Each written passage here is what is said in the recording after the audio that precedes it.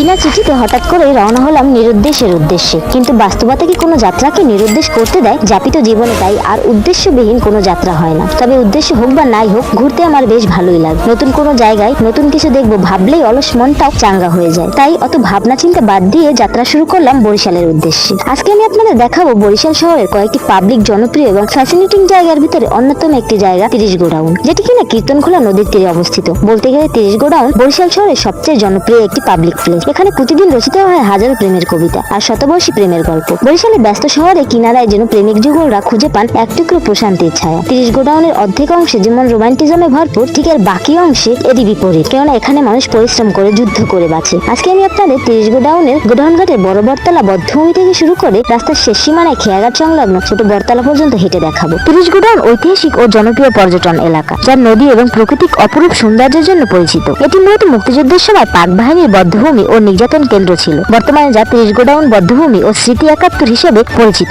বিকেলে নদী পাড়ে মনোরম পরিবেশ ও সিঙ্গারার জন্য জায়গাটি জনপ্রিয়। বিকেল ও সন্ধ্যায় শত শত মানুষ এখানে নদীর বাতাস ও সূর্যাস্ত উপভোগ করতে আসেন। বরিশাল শহরের যে কোনো জায়গা থেকে রিক্সা বা ইজি বাইকে সহজেই 30 গোডাউন যাওয়া যায়। বরিশালের অনেক নদ নদীর মধ্যে কীর্তনখোলা নদী অন্যতম। বরিশাল সদর মূলত এই নদীর তীরবর্তী, তাই অপরূপ এই নদীর পাড়ে ঘোরার জন্য সুন্দর একটি জায়গা হলো 30 গোডাউন। 30 গোডাউন নামটা শুনে কি অবাক হলেন? আসলে এখানে সরকারের অধীনে বড় বড় 30টি গোডাউন আছে, যা যুদ্ধের সময় অস্ত্র রাখার কাজে ব্যবহার হতো। এভাবেই লোকমুখে এই জায়গায় পরিচিতি। কীর্তনখোলা নদীর পার ঘেঁষে প্রশস্ত বাঁধ দিয়ে এর উপরে রাস্তা বানানো হয়েছে, সাথে আছে বসার জায়গা। নদীর উথাল বাতাস উপভোগ করতে আশেপাশে মানুষ সবসময় এখানে আসে। তাই এখানে গড়ে উঠেছে বিভিন্ন দোকান, যেমন ফুচকা, চটপটি, চা, কোল্ড কফি, এরকম হালকা খাবার। আছে বিভিন্ন ধরনের ফাস্টফুডের দোকানও, দামটা সাধ্যের মধ্যেই। এছাড়া আরো রকমারি পণ্য। তাছাড়া পাশেই যেহেতু নদী, তাই অনেকেই কীর্তনখোলা নদীতে ঘুরতে যায়। তাই ট্রলার ও নৌকার ছোট একটা ঘাট আছে। স্বল্প মূল্যে যে কেউ নদীর মাঝে ঘুরতে আসতে পারবে। নদীর উথাল পাতাল ঢেউ যখন হৃদয় ছুঁয়ে যায়, তখন মন তার সকল বোঝা সরিয়ে ফেলে, প্রাণ খুলে শ্বাস নেওয়া যায়। এর থেকে আনন্দ হয়তো আর কিছুই হবে না। তাই বিভিন্ন ছুটির দিনগুলোতে এখানে উপচে পড়া ভিড় হয়। তবে সকাল থেকে বিকেলে মানুষের আনাগোনা বেশি শুরু হয়। সাথে থাকে পরিবার ও বন্ধুরা। এই সকল আনন্দই হয় কিন্তু নদীর পার কেন্দ্রিক। আসলে মানুষজন যুগের সাথে তাল মিলিয়ে তখন বিনোদনকে জীবনের একটি অবিচ্ছেদ্য অংশ হিসেবে নিয়েছে। উচ্চবিত্ত থেকে শুরু করে নিম্নবিত্ত, সর্বোপরি সকল স্তরের মানুষ তাদের সামর্থ্য